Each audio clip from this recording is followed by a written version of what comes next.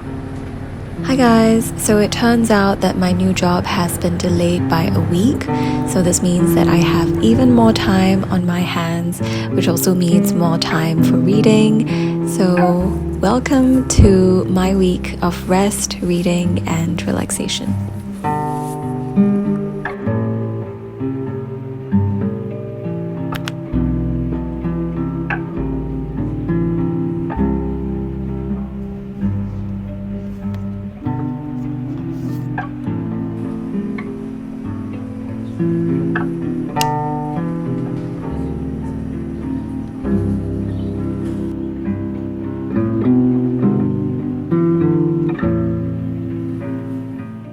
Okay, I'm home and I thought I would quickly share what exactly did I get at the library. Siren's Call by Chris Hayes, How Attention Became the World's Most Endangered Resource. Glyph, I Want to Go Home But I'm Already There. Catalina, How One Should Read a Book. This one I actually finished at the library because it's so slim, so as usual, many book reviews at the end of the vlog. The Teachings of a Stoic, A Very Easy Death, as well as The Blood of Others. You can probably tell I'm a fan. And lastly, we have Clean.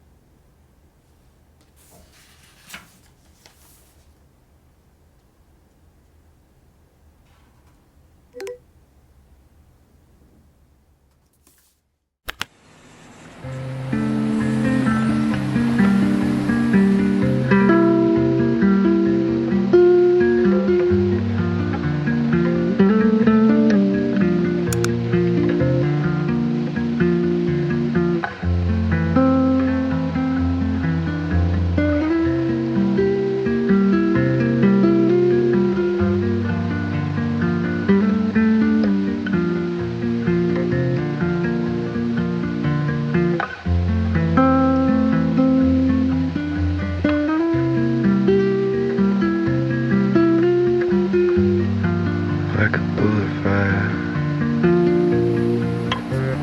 starting again until the end, but only when you're paying attention to them.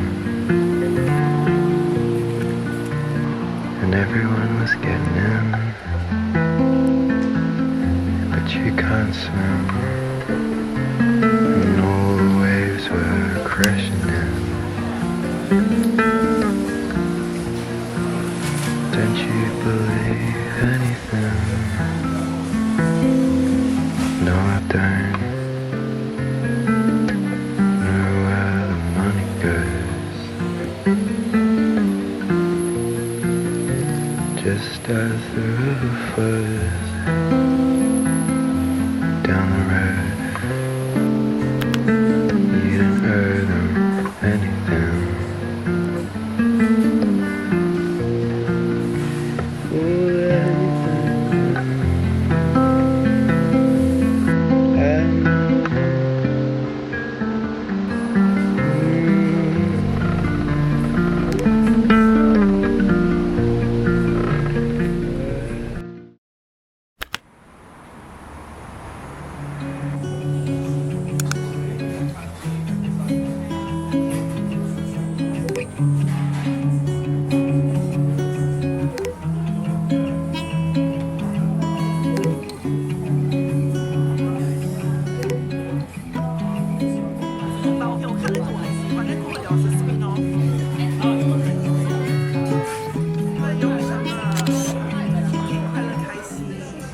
So this was what my friend got me for my birthday, and Are You Ready? So obviously it's a book, and the book is The Original Daughter by Jemima Wei.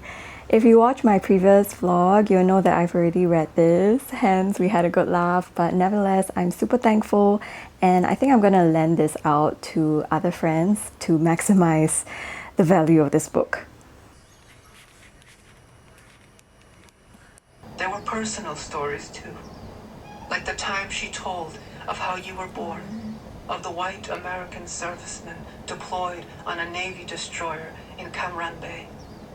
How Lan met him wearing her purple Alia, the split sides billowing behind her under the bar lights as she walked. How, by then, she had already left her first husband from an arranged marriage.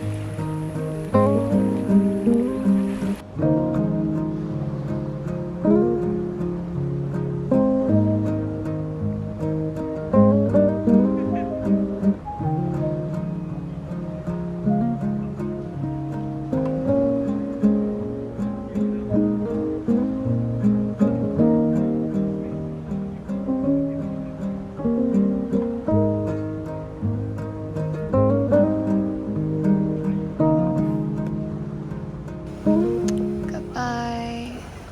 Thank you for the sunset today. Just wanted to quickly update you guys that yes, my job is starting next Monday. Today is Friday, so it's starting really soon. Obviously, I am a little nervous because everything is new people, new environment, new get used to work again. But I think I'm ready. I've had so much time to rest, and I think I'm ready. But new beginnings are always a little nerve-wracking, so if there's anyone out there who is facing a similar situation of needing to embrace change, we'll be okay. Things will be okay. So, yeah.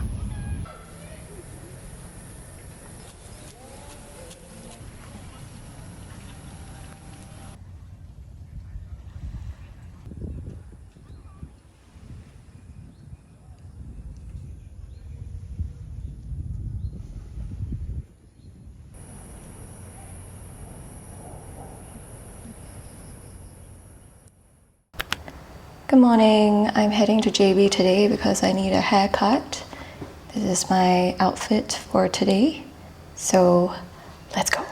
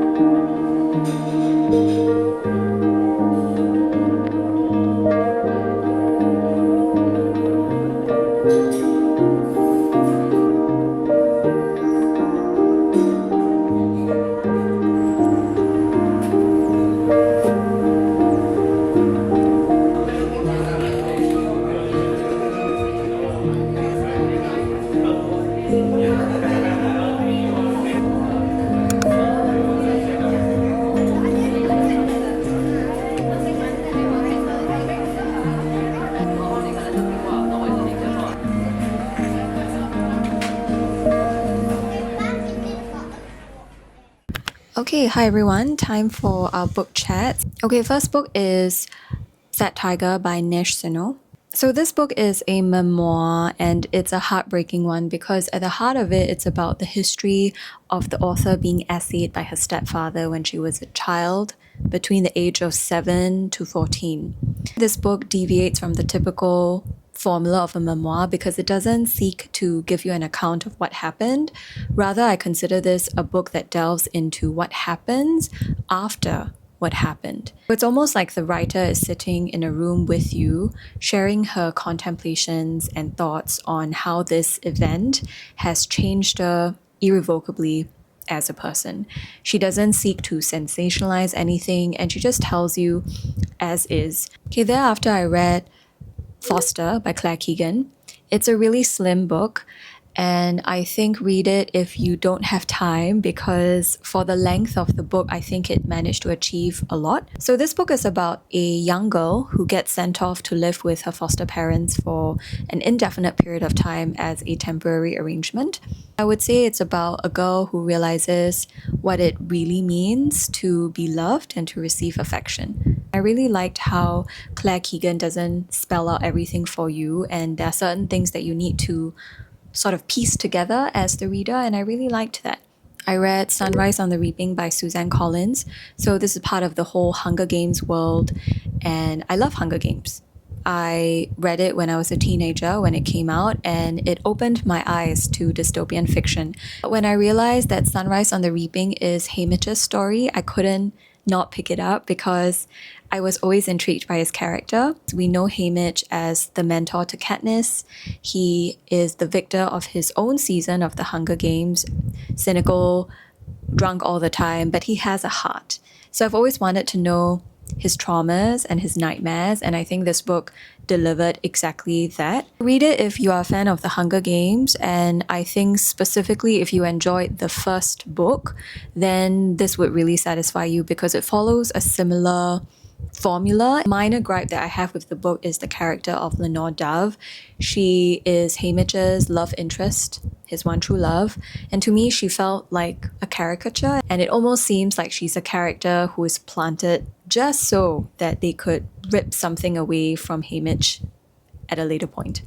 Okay, after Sunrise on the Reaping, I read The Carrying by Ada Limon. Usually not a huge poetry person, but I just felt like reading poetry and I'm glad that I did that. So when I read poetry, there's almost like an urgent need to slow down, ironically, and really just sit with the words, feel the words, hold the words, which was really nice. And anyway, Ada Limon writes beautiful poetry. I imagine that all these poems are also deeply personal to her because she writes about grief, her relationships, fertility, and things like that. So surprisingly enjoyed this one. How Should One Read a Book by Virginia Woolf. This was actually originally a speech that Virginia Woolf gave to a school of girls. And I would say read it if you like reading, because this is just the best reminder of why reading is wonderful and why books are a blessing. Definitely not a technical guide as to how you should read a book, because Virginia Woolf does say that ultimately the freedom to read lies with the reader in terms of how to read and what to read. So she doesn't dictate anything, but it's just she has a way with words. Okay, last and final book of this video is Clean by Alia Trabucco Zeran. I tried. So this book starts with the ending, which is that a girl has died, and the story is being told by the housekeeper of the family. So she's telling the story from an interrogation room of sorts, and she directly addresses the reader as you. Presumably you are the investigation officer on the other side of the wall. And because she tells the story from when she first joins the family, all the way to when the girl dies, the story actually spans 7 years. So read this if you like unreliable narrators, because this book is a monologue and you never hear about other people's POV. In fact, you don't even know whether she's really in an interrogation room, because even though she says, hello, anyone there is never a response. So you can't help but wonder, is she telling the truth? Is she telling her version of the truth, or is she absolutely deluded?